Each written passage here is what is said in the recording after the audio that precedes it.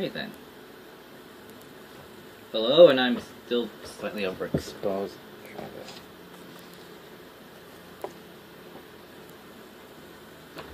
It's a bit better. Not by much, but a bit. Alright, well.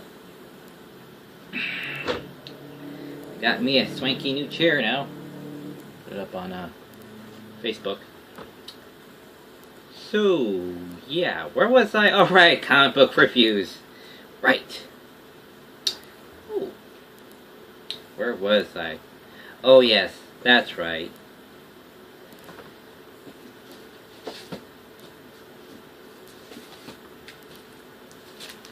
Alex and Ada. Alex and Ada. What is there to say about Alex and Ada? It's a boy meets robot, boy falls in love with robot, that works. There. That's the story. Alright, so you're going to want to know what this is about. Okay. Well, it starts off with one lonely little boy. Oh wait, I'm sorry. One lonely guy. This guy not only works and has a decent desk job, not only is he living independently, not only is he semi-pretty good looking, average, you know, pretty good.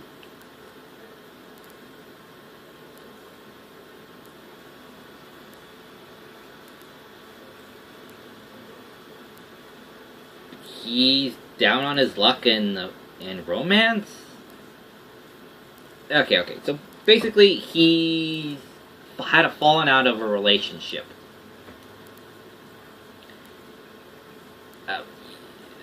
But from some past girl. I don't know. There's like 10 different people in this comic book, and I don't care to know much of their names. I'm more interested in the leads.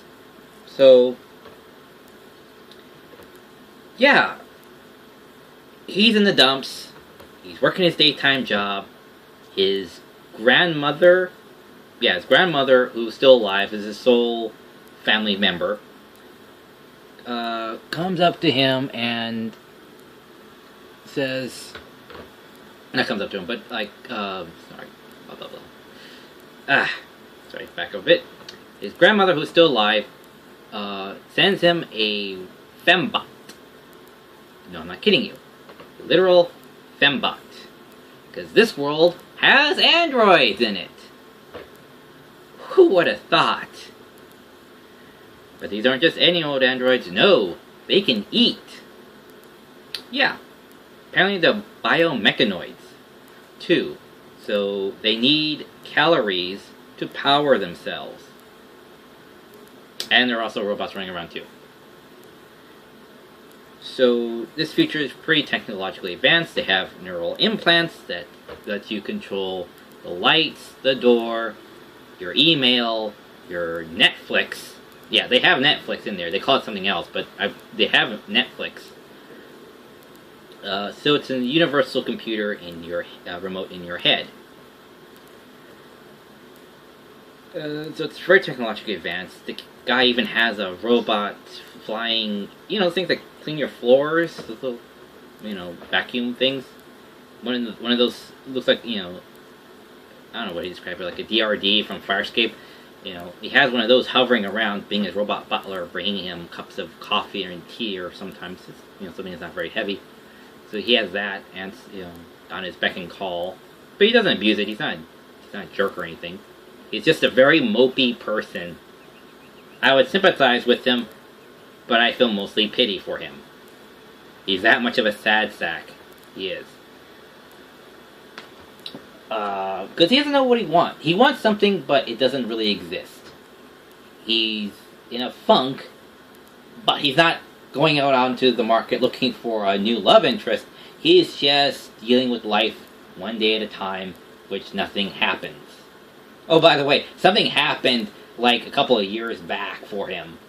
Not him, but like society as a whole. Because that's when the 401, whatever, some sort of robot rebellion, the robots gained sentience from some company. There were two companies. One of them gained sentience and ran amok and just started killing people left and right until all the robots were killed off. And people were really traumatized by that, so the other company, the rival company, decided to say, okay, let's put we're like neck and neck when this happened. You know, we're just on the verge of sentient beings, and since we saw how that turned out, let's just put a lot of restraints on our tech now, so that will never happen. So when Alex gets his fembot from the company by his grandma, Ada is basically, we call it a yes man. You know, someone just says, sure, why not? Sure, why not? It's basically that. That's her entire personality when we first meet her. And when someone asks, don't you have an opinion? No, I don't have an opinion. Okay. And he finds it weird to have one.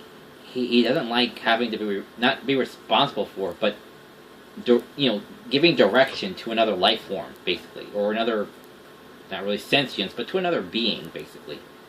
He doesn't like ordering around something. And so he says, look, I want to send it back. I'm not comfortable with this thing here. But at the last minute, he says he can't because it feels like throwing a puppy in a sack and throwing it in the river. You know, he says he just couldn't do it. He senses there's something alive in there, and he has to free it. So, he finds on the net someone capable of turning on her AI, removing all the restraints in her mind, and he says, okay, if I do this, this is the awakening experience for her. She is going to be really super emotionally fragile right now. You know, and so he wakes her up. She goes ballistic, and starts saying, I'm awake. Like in her mind, this is traumatic for her because it's like being in a light sleep to suddenly being like falling out of a plane type of awareness. And so after that, moment passes, she slowly starts to come around. It's like, okay, well, so this is living. Nice. I like being sentient. I like thinking for myself. I actually have a thought in my head. And apparently she has emotions, know what emotions are, know how to handle them kind of reasonably well, which for a computer that shouldn't have it, shouldn't know how to do that. Like, she has curiosity. I could kind of understand that. But her concept of joy? Really? Like, she has the concept of joy and emotions? That doesn't make any sense. But it's a love story, so she has to have emotions.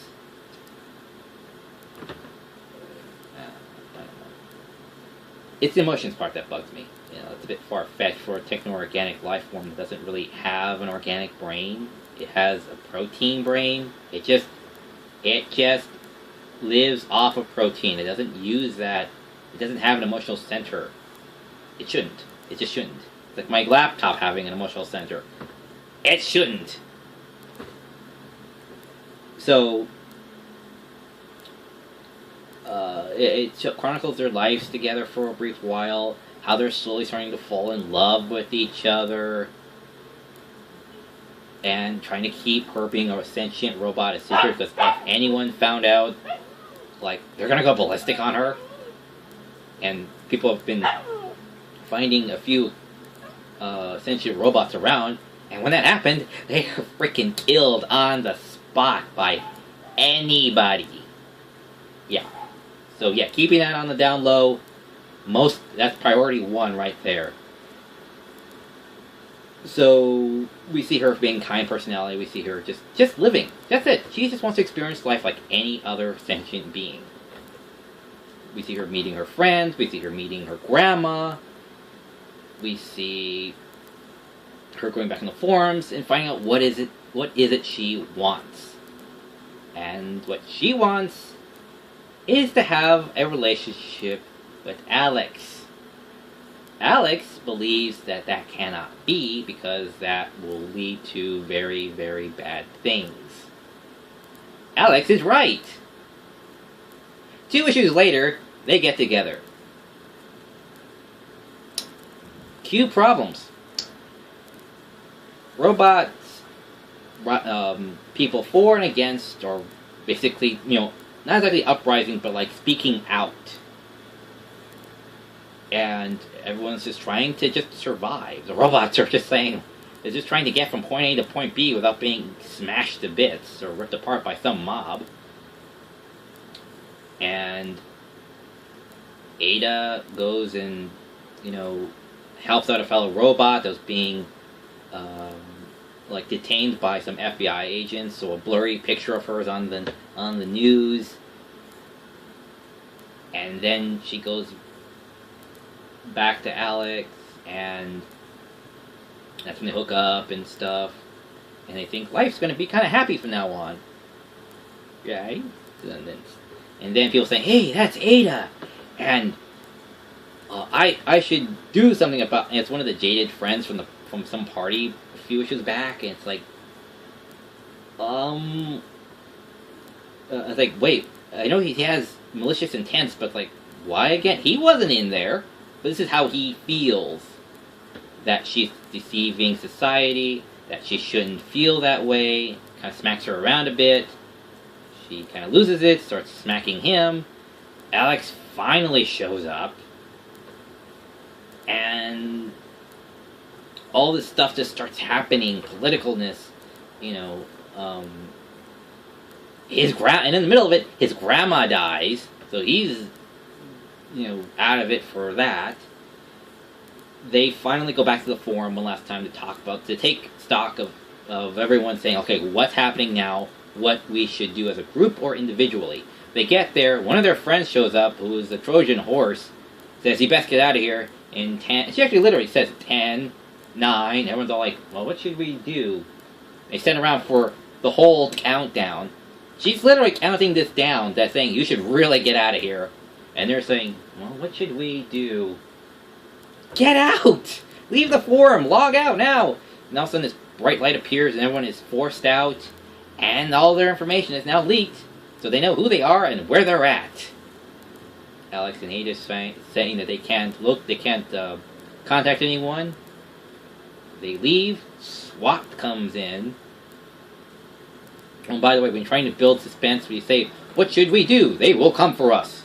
Next shot, they're there to detain them. Of course the house is empty. It's been used forever. Like, why bother? You should just put, such time later, then SWAT should show up to say, yeah, we're not going to try and trick you to believe, oh yeah, they were just outside the door. Like, they found them in less than 5 minutes. Or something like that. It's a cheap ploy. Anyway, so SWAT shows up, house is cleaned, all the memory and stuff in the technology is wiped, and they know them by name, for HQ or whatever the heck it's called that's tracking them down. Said, we'll find Alex and Ada. They have to be somewhere. It's only a matter of time, blah, blah, blah.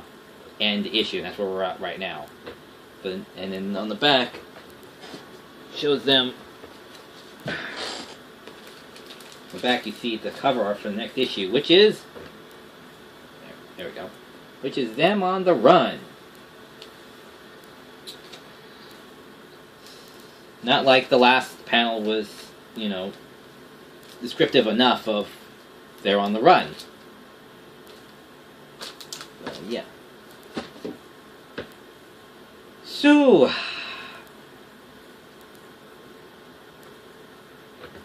I don't know what to say about it. It's got my attention, so it has to be good. It's your standard cliche that works. Boy falls in love with, android girl. And it just shows the struggle of it in life, in society. In a very realistic, futuristic society. This feels like it could happen in the next 50 years, 2050 or whatever. Political unrest. No one's going after the system that created the robots, the company behind the robots, because the company has enough backing, you know, or influence on the government to not have it be, you know, searched, you know, to be put into question, or put as liable or responsible. So, yeah, it does none of it feels too forced. I know it's a story, so stuff has to happen, but as society goes, to reflect on what happens to the characters, it all feels pretty real. You know, people have been in this type of situation before where they're afraid to go outside. They're afraid of being singled out. This has happened before in the past. That the culture as a whole is afraid of the new. Because the new before, a couple of years back, killed like 1,000 people and went on a rampage and injured how many hundreds of others. You know, so people are just afraid of history repeating itself. And basically all that was just that the robots gained sentience and they just couldn't really handle it. Because apparently they have emotions. And they just couldn't handle it. So, yeah, it's very intriguing, it's very in-depth. I would hold out for the paperback, multi-issued volumes, you know, like volumes 1 through 5, you know, thick thing. I have the first one of that, which is good, because you get a lot more of the story for about $20. It's engaging, so if you buy them individually, you don't get too much of the story right away. But that's comics for you, you know, not every pacing is, you know, a lot of information. Sometimes it kind of takes its time to get from, you know, Monday to Friday, pretty much. Where not too much happens, you know, during the course of the volume of each issue. So you kind of have to let it go in stride, you know, just give it some time, and then stuff starts happening. Like now, like, well, where are they both going to go? They're both on the run. How is this all going to end? Hey, I won't be surprised if she gets destroyed or sacrificed, or she sacrifices herself, or whatever have you. She's going to die by the end of this, and Alex is going to go on and go back to his ex-girlfriend, or one of the other girls. You know?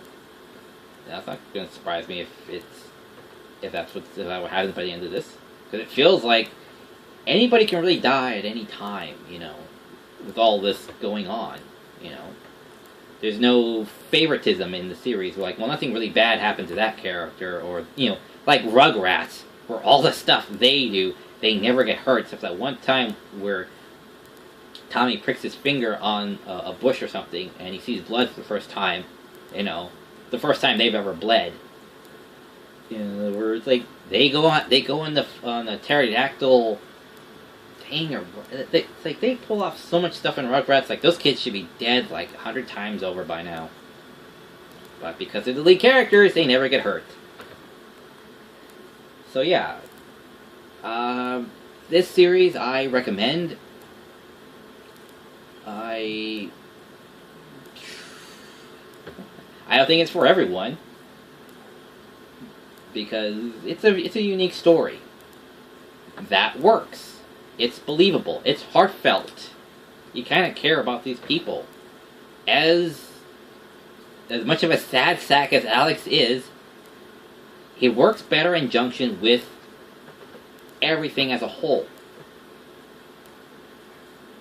Because that's how being lost is. You know, you don't know what you want. You just kind of go through life one day at a time. You know, that's life sometimes. And you find love at the least unexpected place there is. You know? And so, for all these things, that's what makes it compelling. It's a futuristic sci-fi world with life elements put into it. So it's a very good drama. And the tech's pretty good too. I've seen better tech, don't get me wrong. But this is pretty good tech too. And that's all I have to say about that. So if you like my review, if you think about picking up the comic, go ahead. And if you don't, that's okay too. And be sure to comment down below, and I will see you on the other side of the screen. So, take care, and as always, may the power protect you. Bye.